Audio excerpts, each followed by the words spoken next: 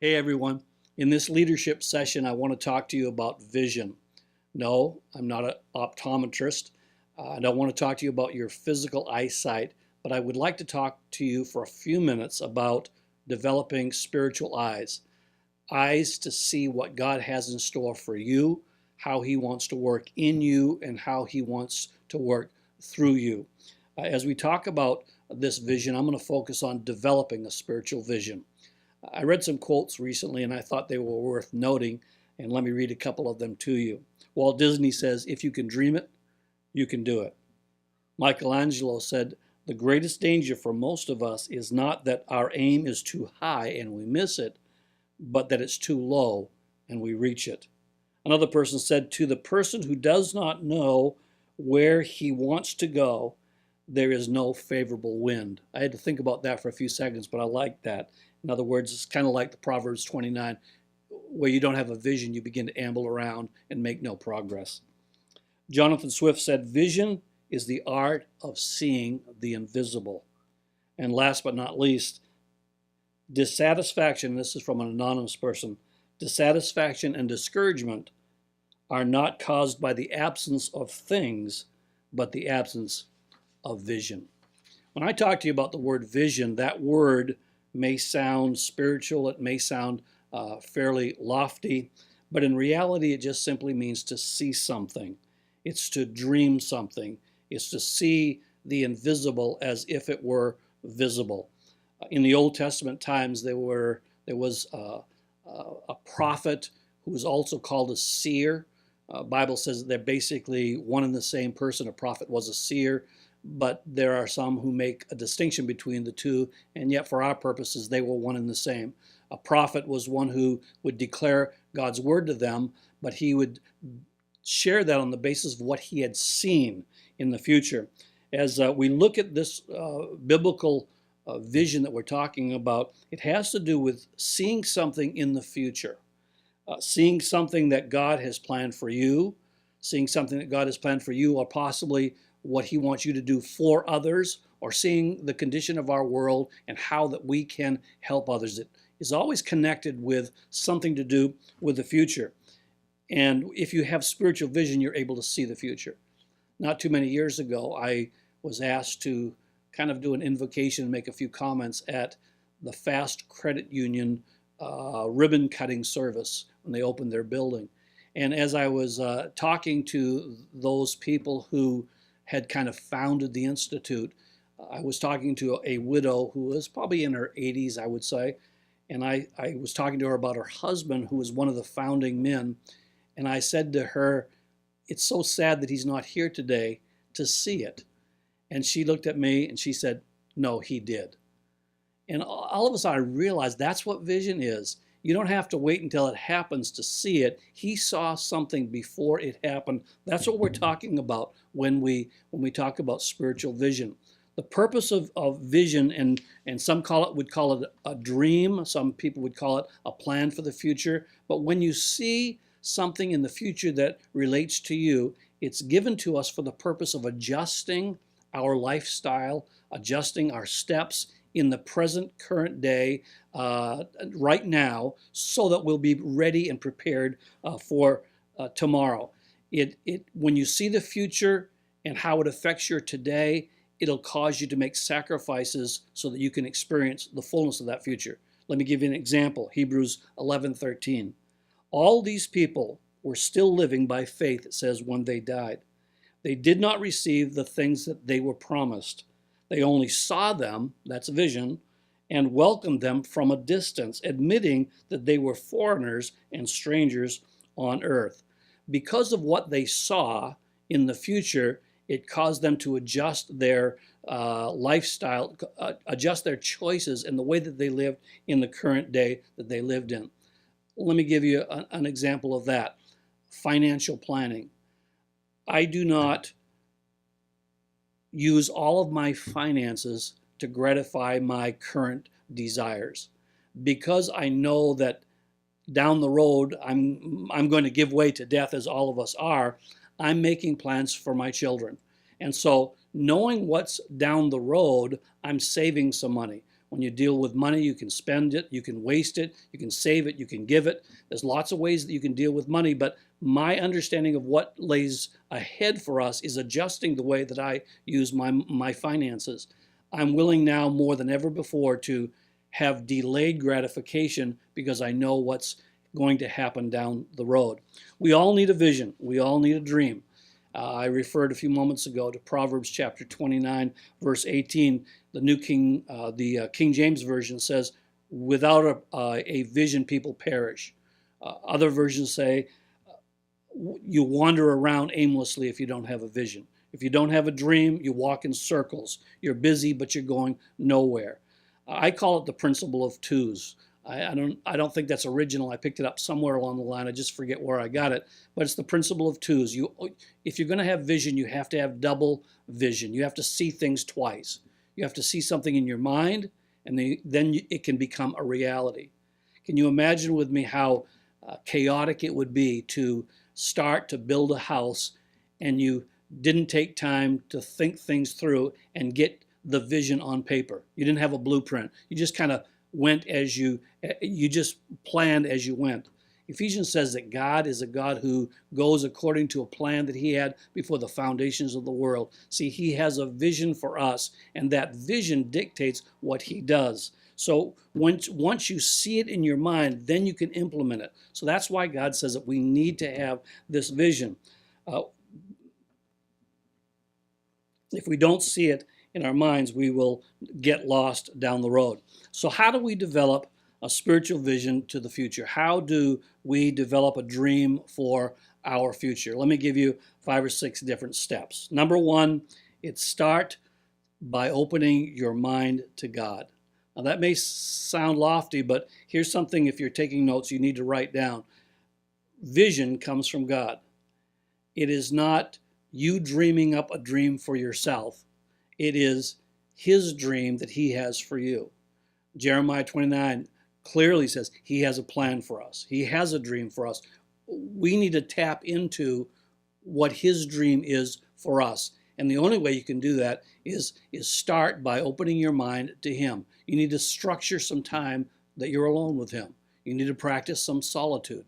I think sometimes people don't have a vision or a plan for their life or a dream because they're so busy taking care of now that they don't have time for him to put a dream inside of them. If they would just shut up and sit down, God could speak to them and show them what he has in mind for them. The very first time this word vision is used is in Genesis chapter 15. And it's called the principle of first. When you look at a word and you try to discover where it was first used in the Bible, and that'll give you an indication as to how it's used from that point on. And in Genesis 15, we come into contact with this first time that God uses the word vision. It says this, the word of the Lord came to Abraham in a vision. Now, God speaks to us in a lot of different ways, but he speaks to us in a vision. And it's his vision for us. So you and I have to be willing to remove all of the obstacles before us and set ourselves aside to him so that he can begin to speak into our hearts. When you do this, start asking him, Lord, what is it that you have in mind for me? What is your dream for my life? How can I fit in to your plan? Open my eyes. David said, give me the desires of my heart. He wasn't asking for what he wanted. He was saying, God, what do you have in mind for me? I want to fulfill your dream. That's where you start. Moses in Exodus chapter 3, when I'm talking about vision, it says he stopped, he looked, and then he began to listen to what God had to say with him. Number 2, when something you see touches you and there is a desire that begins to arise within you to help in some area, there's the beginning of a vision that's starting. It's beginning to emerge.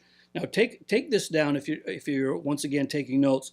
Sometimes vision is so natural that you don't even recognize that it's being developed. And I'll give you an illustration of a girl that I know. Her name is Wendy DeBoss. From a very young age, she loved animals. And she would take in strays, and her parents weren't all that keen on it, but she loved animals. She would take care of them. Well, She didn't realize it, but God was beginning to birth a vision in her, and now she owns a large exotic animal farm where people can come and pet wild animals in a safe environment and experience a lot of joy because of her. She didn't even realize that that was a vision, but she began to nurture it. And that's the second thing that has to happen. Once you set before God and you begin to get something that touches your heart, and I think it's good to note that a vision from God is always about helping extend his kingdom and helping to touch the lives of people. And so when you have that desire come up and you're interested in that, begin to nurture that, begin to care for that. Nehemiah is a great example. When he saw something, he saw some people in need. He actually heard about their plight. And when he began to envision that in his mind, he began to pray and seek the Lord and begin to do some intercession. He began to nurture that vision, that which he saw, and it came into fruition just down the road when he built a wall for the city, for the people of Israel, so that they could have protection. So first of all, start by taking some time to be with God. And I don't mean just a few minutes. I mean, take several weeks to just begin to pursue God and ask him to plant his desire. Begin to nurture those things that interest you and begin to fill you with a desire to help. Thirdly, start asking others for advice. When Nehemiah saw and heard the plight of the Israelite people, he began to ask for assistance. He reached out to the king. See, you can't do everything. You have to involve others. Some people have a vision, but they want someone else to do it. Nehemiah wasn't that type of person. He knew that he couldn't do it alone, but he wasn't asking the king to do it. He wasn't asking anybody else to do it. He wanted to be a part of it himself. But he did need people, so he asked the king for some understanding and some help. You've got to do some research. You know, whenever you have a desire or a dream, sometimes Christians will just stop right there. They won't do anything else. Well, if God wants it to happen, it'll happen. No, if God gives you a dream, if he gives you a vision, then you have to do some research, do some study, look into it, find ways, ask God, how can this be accomplished? What can I do to make this happen? Be a part of the solution. Number 4, learn to prioritize your life. If you have a vision that begins to develop, you'll need to make some decisions as to the use of your time. Because if it's a vision that's worth giving yourself to, it's a vision worth making a priority. You and I need to learn the difference between the important and the urgent. We need to learn the difference between the helpful and the life-changing. We need to learn the difference between what's effective and what's efficient. Efficiency is doing things right. Effectiveness is doing the right things. Number 5, if you're going to develop a spiritual vision, we need to evaluate the cost, because a vision that comes from God really is worth investing your life in, especially if it's his vision for you. And you need to ask yourself 4 questions. Here's the first one. Is this necessary? Can I reach my goal in any other way? If this vision is from you, O Lord, what can I do about that? Number 2, what will it cost me? You don't want to start something unless you are able to give yourself to it. Is this thing worth it? And if it is worth it, the most important question that you'll need to ask yourself is, am I willing to pay the price? And that really is the most important question. Last of all, well, actually next to the last, the number 6, plan for problems. Plan for problems.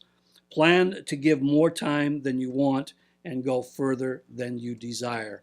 Whenever you set out on accomplishing the vision that God has given to you, you'll find that there's no straight line between A to B.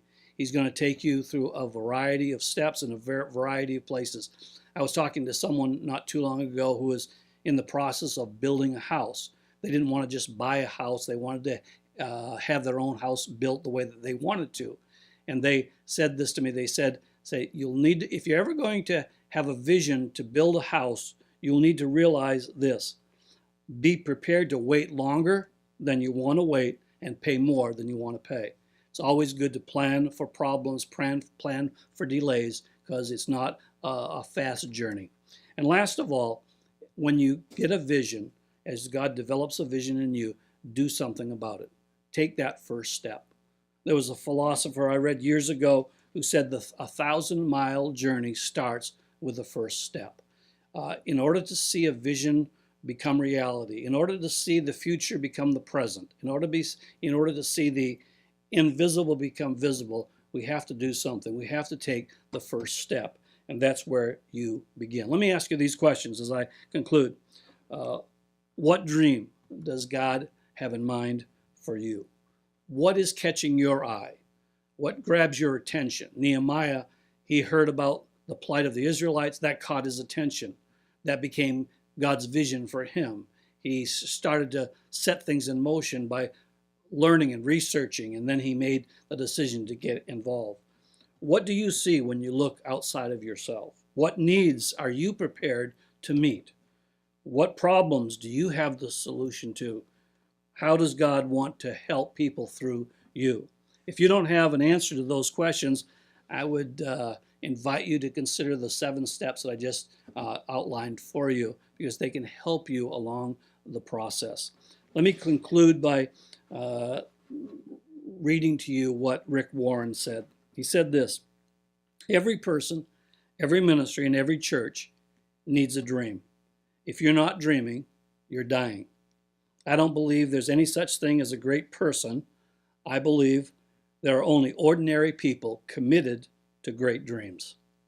When an ordinary person is committed to a great dream, it makes that person a great person. If you want to be healthy, you've got to have a dream to live for. Here's the good news. Visions are not just for Old Testament prophets. Joel, another prophet, said in his book, chapter 2, I will pour out my spirit, God says, on all people, your sons, your daughters. They're going to prophesy. They're going to dream dreams. They're going to have visions. And even on my servants, both men and women, he says, I will pour out my spirit on them. I pray that God's vision will be seen in your life, and you'll start to take steps to implement that. God bless you.